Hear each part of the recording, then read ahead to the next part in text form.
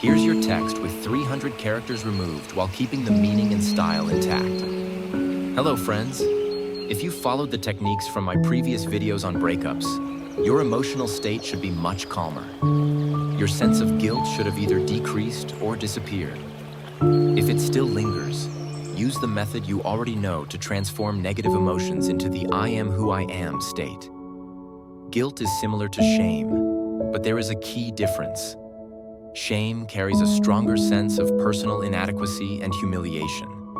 Remember how I compared guilt-based upbringing to a corridor? One wall says, "You're good, well done, here's a reward," while the other says, "You're bad, you get nothing, and we'll take away what you have." This is how guilt is formed. Walking this corridor doesn't benefit your life. It only makes you easier to control. As with previous exercises, the process has two stages. The first is awareness, realizing that guilt shouldn't be there, that it is a learned emotion from childhood, and that it was used to control you. The second stage is subconscious work to stop guilt from triggering automatically. By now, after watching the video on guilt, you should have already reached awareness. Now it's time to put this understanding into practice. You don't owe anything to anyone out of guilt. If it's about past experiences, then what happened, happened. There were reasons for your actions at the time. If guilt is in the present, it still stems from past experiences where you were conditioned to feel like you did something wrong. Again, we turn to acceptance. You must learn to accept life and situations as they were or are. Change is easier when approached from a place of acceptance rather than guilt. Enough theory. Let's move on to practice. Prepare a list of 10 situations where you felt strong guilt or shame. If working through this alone, find 2 to 3 situations where you felt absolute confidence, without your former partner. The technique. 1. Recall the first situation where you felt guilt or shame. Feel it deeply. Take a deep breath in and out. 2. Immediately switch to a memory where you felt confident. Take a light breath in and out. 3. Return to the guilt memory. Breathe in and out, then shift back to confidence. 4. Keep alternating guilt and confidence until the guilt fades or disappears. Each situation will take about 3 to 15 minutes. If longer, don't worry, just process it fully.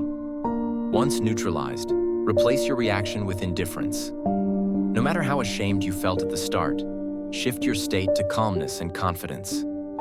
Think, yes, I did it, or I didn't do something. It happened, I've learned. I move on. Work through all the situations. Your overall guilt will naturally decrease. If you do this honestly and thoroughly, guilt will no longer control you. Guilt is a learned emotion. We are not born with it. If working with a partner, use the deep scanning technique. 1. Your helper writes down short descriptions of all your situations as you go through them. 2. Start with the earliest memory of guilt or shame. Feel it as intensely as possible. Take a deep breath, stretch, and immerse yourself in that moment. Then exhale. 3rd, move to the next situation and repeat, covering all episodes up to today's guilt. 4. Once all episodes are processed, return to the first recorded situation. This time, accept it fully while staying relaxed and calm. Feel indifferent, confident, maybe even amused at how much it once affected you. 5. Feel this new reaction deeply. Take a deep breath in and out. The key is not to dwell too long on any situation. No overanalyzing, no rewriting the past in your favor. Just pure acceptance and neutrality. Spend no more than 10 seconds on each one. The goal. This technique shifts your emotional state to calmness and acceptance of your past. It also trains your brain to resist manipulation when someone tries to guilt trip you. Right now, this benefits you most. Guilt benefits others who seek to control you. It does nothing good for you. And remember, Subscribe so no one manipulates you again.